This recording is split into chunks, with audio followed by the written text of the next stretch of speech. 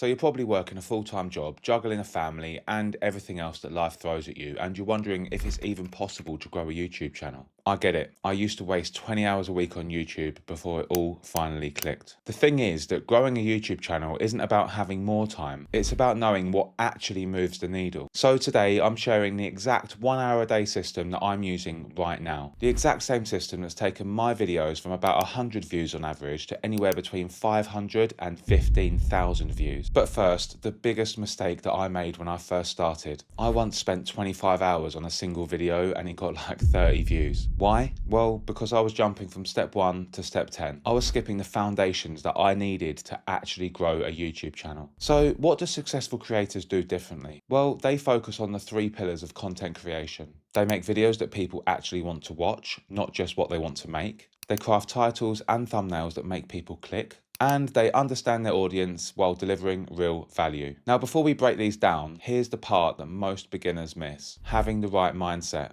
If you're looking at all the big channels and thinking, well, if I just do what they do, then I'll grow. Big mistake. That's like trying to run a marathon before you can even walk. You're seeing a fully grown tree and ignoring the years that it spent developing its roots. The truth is this: YouTube demands years of learning, planning, and creating through low views and self-doubt before you ever get to where you want to be. It takes time to build the skills that you need. You can't learn to drive by watching somebody else, and you won't find your own voice on YouTube by copying bigger channels. So before you ever start, you need to ask yourself this question: what is your why? This is going to be your compass throughout all of the highs and the lows. It's what keeps you going when the excitement fades and the realities of the grind set in. You can find who you are on YouTube in 2 ways. First, ask yourself what makes you different and what value you're going to provide. The sad fact is that most people don't care about us when we first start out. So we have to provide them value by entertaining them, educating them, or inspiring them. And second, you need to ask yourself what you can talk about for years without getting bored of it. You might be really good at something, but if you'll get fed up talking about it after 3 months, then it's probably not the niche for you. You'll know that you've nailed this when you can answer: what is my content about? Who is it for? And why do they need it? With that clarity, you're already ahead of so many other people on YouTube who are just trying to work it out as they go. And you've saved yourself hours making videos that hardly anyone watches. Because the truth is, when we first start, that's the reality that we have to face. You're not going to get that many views, and it takes time to build an audience. So how do you turn this into a real world strategy that you can use to make really good content using just 1 hour a day? Well, firstly, you need to forget the upload daily nonsense that you might have heard. You can grow your channel uploading just once a week if you follow this structured and repeatable system. I tried uploading 3 times a week and it just left me tired, frustrated, and burnt out with low quality content that didn't grow my channel. When I switched to using this 1 hour a day strategy, the views on my videos went from about 100 on average to anywhere between 500 and 15,000. And that's not a coincidence, because on YouTube, quality will beat quantity every single time. You can think about increasing your output as your skills develop, but in the beginning, your only job is to create a sustainable system that you can follow week in and week out. So with your purpose now locked in, let's break these 3 pillars down into a sustainable system that you can follow to grow your YouTube channel. Step 1, research. Imagine spending hours planning and editing a video only to watch it flop.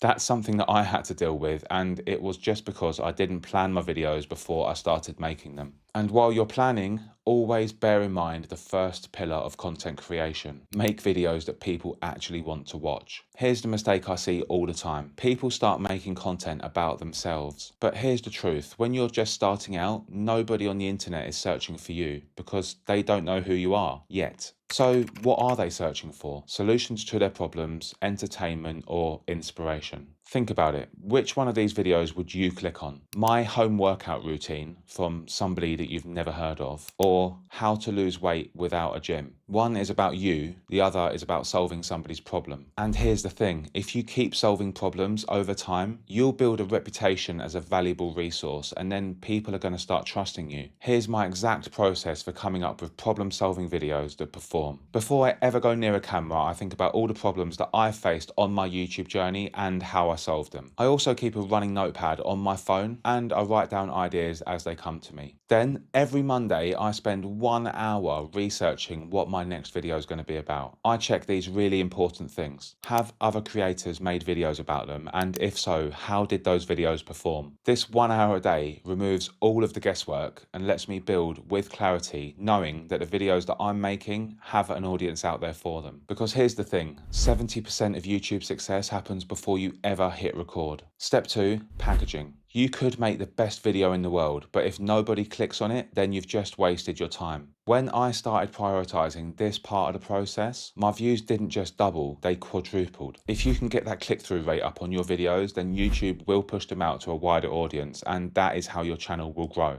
So I spend an hour planning my packaging, usually the day after my ideation session. And you'll notice I still haven't gone anywhere near a camera. You can do this on the same day if you've got time, but whatever you do not skip it. So what makes a good title then? Let's compare. How to make money online. Or 5 simple side hustles that anyone can learn. One offers a solution, but the other one sells a dream. The video is the same topic, but one of the titles uses language that makes you want to click. Your title is the promise to the viewer that what you've made is exactly what they're looking for. Combine powerful language with highly searched for terms, and you'll reach more people that actually want to click. Now, like anything, this is going to take practice, but the clues are everywhere. If you look at any of the successful videos, you'll see the language that they're using in their titles. Now, just avoid clickbait, because obviously that isn't going to help your channel grow. Now let's talk about thumbnails. The best thumbnails will make you feel something before you've ever watched the video. Curiosity, surprise, urgency. Studies have also shown that expressive human faces get more clicks than anything else. Yeah, you might feel silly pulling those faces, and I know I do too, but it's something that you might have to get used to because it works. On the other hand, if your video offers an outcome, like in a how-to video, for example, you can highlight the end result in the thumbnail and then pair that with a bold promise or statement that complements the title. High-performing thumbnails, just like titles, are everywhere on YouTube. Study them, learn from them, and apply what works. It's going to take practice, but it will significantly impact your channel.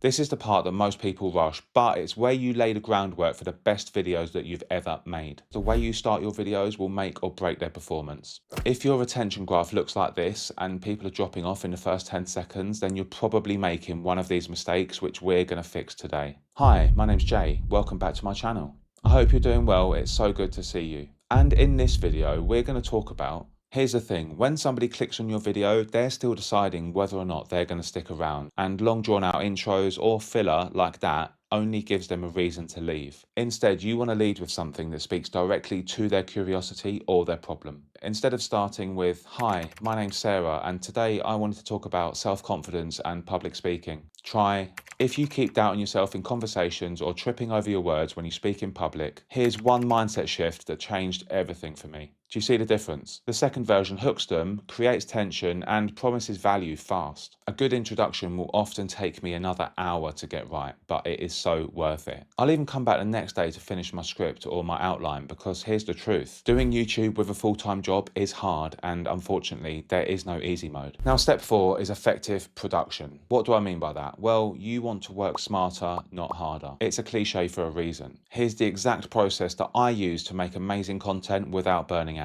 1. Simple production. Recording is often overcomplicated, but you've already made this process 10 times easier by planning your content and knowing what you're going to talk about ahead of time. So here's the rule that I follow. Using your prepared script or outline, record your A-roll. For the avoidance of doubt, this right here is A-roll. Now, for a 10-minute video, this shouldn't take any longer than half an hour, and that's including all of the mistakes that you're going to make, because trust me, the amount of times that I have to repeat the same line over and over again is ridiculous. Just don't get frustrated, take a deep breath and relax. Once your A-roll's complete, you take your script or your outline and you highlight any words that could be represented visually with B-roll. You can save time using stock footage from sites like Pixabay or Pexels, and I'll leave some links in the description below. Now here's a real game changer for your whole production process. Organize your assets. So what do I mean by that? On your Mac or your PC or whatever you edit with, you need to be creating folders for all of your assets. Backgrounds, B-roll, sound effects, music, whatever it is that you use to make your videos, keep them organized. Over time, you'll build your own library, and I can't tell you how much time this is going to save you. In many cases, your production time can be cut in half. 2. Streamline your editing. I used to edit my videos in one sitting. I'd stay up late chasing some self-imposed deadline that just didn't make any sense, only to go to bed absolutely exhausted, watch the video back the next day and realise that I've made loads of mistakes. Here's the problem that nobody really talks about. When you're first starting, there's a massive gap between the videos that you envision making and the skills that you have to make them, and it's something that you're just going to have to accept. It does take time and practice, so when you're first starting out, don't overcomplicate things. So I streamlined my whole process, I slowed down and I stopped rushing. Because here's the thing, YouTube doesn't care if your video is late, but the viewer cares, and the performance of your channel will care if your video is rushed. So this is the process that I follow every single time. I usually spend about an hour editing my A-roll. So this is where I'll cut out all of my pauses or tidy up anything that just doesn't really make sense. Next, and often I'll do this the next day in another hour session, I'll add all of my on-screen elements. This is my titles, my text, and any graphics that I'm using in the video. I get them in place now because it saves me jumping back and forth later. Next, I layer in my B-roll. Here's where preparing all of the B-roll beforehand really saves me time. I use all of the footage that I've already prepared to visually back up what I'm saying. If it doesn't add anything to the video, then I leave it out. Remember this, YouTube will not reward you for rushing, and neither will your viewers. Your audience care about the value that you're providing them, not how quickly you can upload a video. If that means one video a week or one video every 2 weeks, then that's absolutely fine. Your growth will come much faster with consistent, high quality work. So here's what I learned far too late. The mindset that decides whether or not you make it or fail has nothing to do with the amount of effort that you put in. I used to think that the more time I spent on a video, the better it would perform, and it just wasn't the case at all. I once spent 25 hours on a video and it flopped. Then I made a video on my lunch break one day and it outperformed every other video on my channel at that time. Why? Because the value to the viewer was clear. They knew exactly why they should click on the video, and I delivered on the promise that the title gave them. The truth is that I didn't have the skill that I needed to make the videos of a high enough quality that justified all of the time I was spending on them. Providing that value to the audience was so much more important in the early days than any amount of editing that I could do. So here's what I want you to do to succeed on YouTube long term with a 9 to 5. Block out 1 hour a day specifically for YouTube. It could be 6 a.m. before work like I do, or it could be 8 p.m. after work.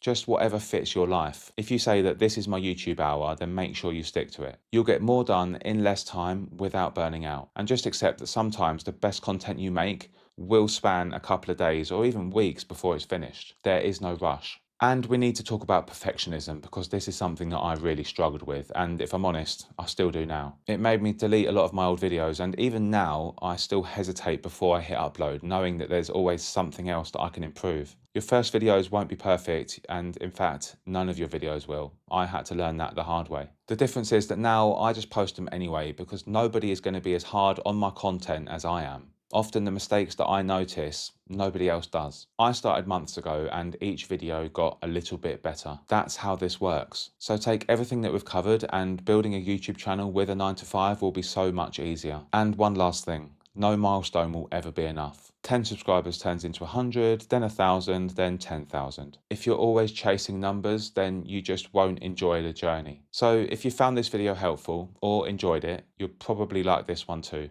Let me know if you've got any questions in the comments, and as always, thank you for watching, and I'll see you in the next one.